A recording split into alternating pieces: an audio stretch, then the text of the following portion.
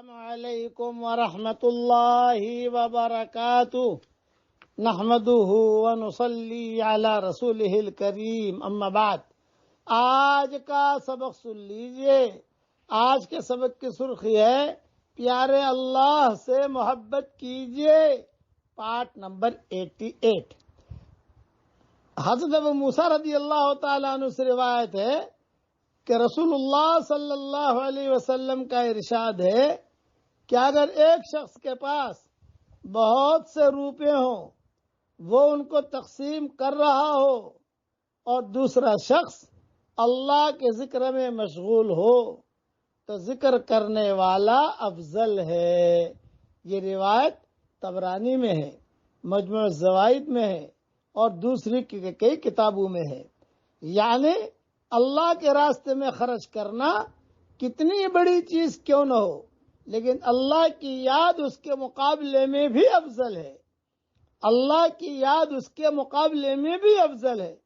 پھر کس قدر خوش نصیب ہیں وہ مالدار، اللہ کے راستے میں خرچ کرنے والے، جن کو اللہ کے ذکر کی بھی توفیق نصیب ہو جائے۔ ایک حدیث میں ہے اللہ تعالی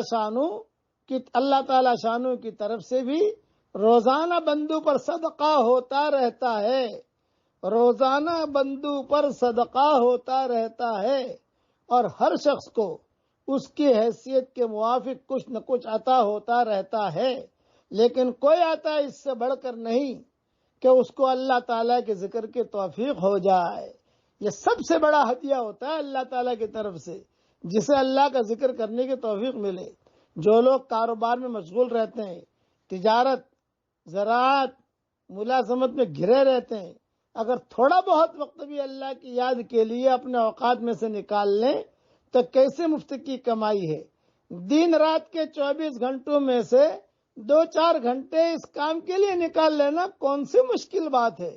آخر فضولیات، لغویات، ٹیلی فون، موبائل میں، واٹس ایپ پر، فیس بک پر، دنیا کے ٹک ٹاک پر،